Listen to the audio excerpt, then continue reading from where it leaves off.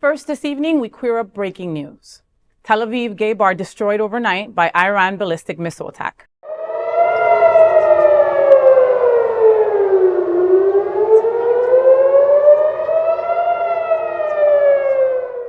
At 4 a.m. local time, Queer News Tonight anchor Al Ferguson began to report on a major ballistic missile attack on Central Tel Aviv.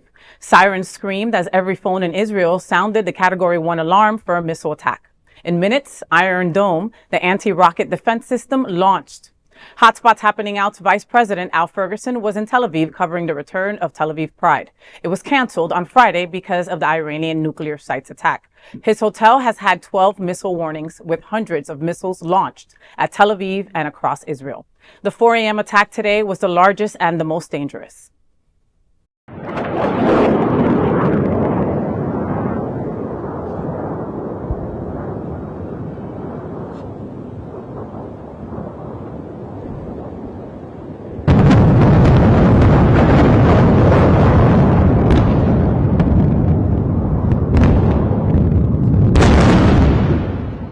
Ferguson reported from Central Tel Aviv that you see incoming missiles. At one point, he says, quote, "A major explosion was just heard," end quote.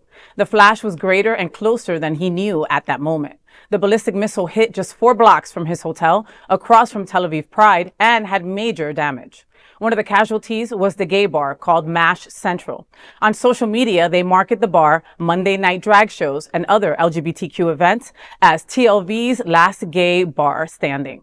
As you can see, the slogan is no longer true as the bar was destroyed. The bar owned by Giora was visited by Al Ferguson early this morning. MASH Central was on Allenby Square and had a ballistic missile hit a large apartment building that caused widespread destruction. 7 other buildings on the square had major damage as thousands of windows were blown out and many stores, shops, and restaurants were also destroyed or heavily damaged. Well, it's Al Ferguson from Queer News Tonight, and I'm standing in the heart of Tel Aviv at this moment in Allenby Square. I'm approximately 4 blocks from the hotel I'm staying at for Tel Aviv Pride. And I want to show you what happened. If you have not seen my video last night of the ballistic missile attack, here's one of the results, just 4 blocks from my hotel. This is standing in the middle of the square, block after block, as you see, all the way down to the Mediterranean, which is 2 blocks. All of the windows have been blown out of the buildings from here to the Mediterranean, and you can see here in the square the results.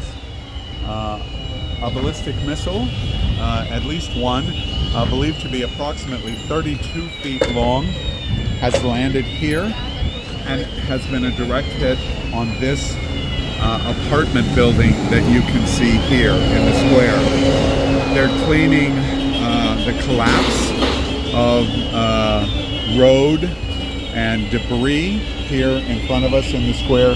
You can see extensive damage on many of the buildings around this building in Allenby. Last night at approximately 4 a.m., the alarm siren began. In about 3 minutes, Iron Dome began to launch, and the video that I shared last night, early this morning for us here in Tel Aviv, I posted showing Iron Dome engaging, and you could see Iranian ballistic missiles coming into the capital, landing right in the heart of Tel Aviv. Since the attack from Iran on Friday morning that caused the cancellation of Tel Aviv Pride, this is the first time that we have seen damage right in the heart of Tel Aviv. Over my shoulder, if you can see down this street, you can see the water. That is the Mediterranean. Where this street ends, empties into Tel Aviv Pride's site, footprint that was going to be where Tel Aviv Pride parade was, 2 blocks behind me, and the festival site right behind that on the beach. What happens here in Israel is every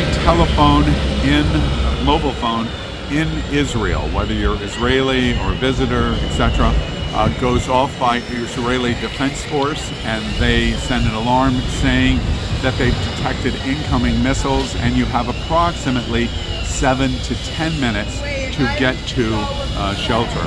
Last night, the sirens rang even faster than the general mobile telephone alert, and we had no time to get to shelter, and that's why you were able to see the images that we showed. Then we showed you the missiles coming in, Iron Dome defending the city. At breakfast this morning, there was resignation that this is continuing, and we don't currently know what the outcome of this is. The U.S. Embassy, we understand, I have not been able to confirm this yet, the U.S. Embassy is another 2 blocks. I'm on my way to the U.S. Embassy now. I have heard that the U.S. Embassy has been hit. I will verify that accuracy, but we have been told that it has. I am carrying my U.S. passport with me now to go to the U.S. Embassy to see what kind of recommendation arrangements the U.S. Embassy is saying for American citizens to be able to get out. We currently are locked here in Tel Aviv, the city and the state of Israel, in a state of emergency. We are not able to get out of Israel. There are no planes flying. So this is Alabi Square. It is the first proof since I've been here that Iron Dome is not foolproof. You can see the damage results over my shoulder. But in every way, I continue to see that the Israelis are united and determined in this state of emergency. I'll continue to keep you updated. Al Ferguson from Queer News Tonight. The square was just 4 blocks from Ferguson's hotel. Here's his reporting on the destruction of the gay bar. It's Al Ferguson with Queer News Tonight. I'm standing in Alabi Square. How sad is the conclusion of the canceled Tel Aviv Pride on the overnight attack from Iran in Central Tel Aviv. And I thought I would show you some images directly reflecting the LGBTQ community here in Tel Aviv.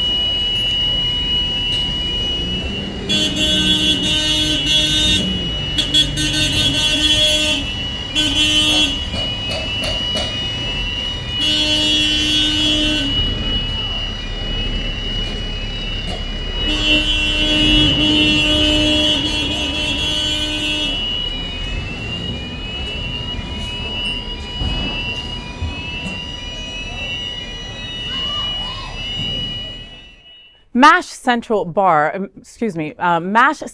Bar, was eerie as the Tel Aviv Pride rainbow decorations were still hanging in the windows as the bar was destroyed.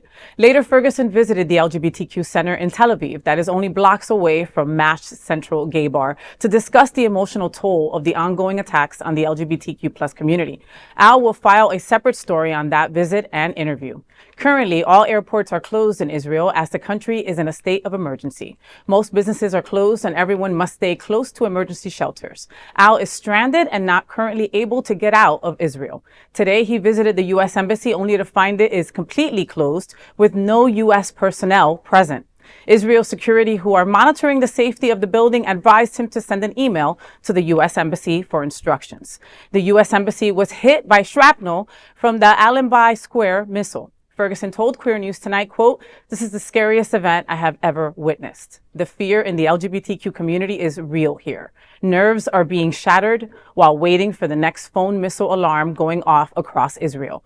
Today's ballistic missile damage shows that the defense of Tel Aviv is not 100%, but the resilience of the Israelis and the LGBTQ community to this crisis is really inspirational," end quote. This story is very fluid, and Queer News Tonight will continue with Al Ferguson in live reports from Tel Aviv. We are expecting Al's safe return, and we will keep you updated on this story. That is the big LGBTQ story for today. There is no other queer nonprofit media platform like this in the entire world. Support our LGBTQ stories by subscribing and sharing Queer News Tonight.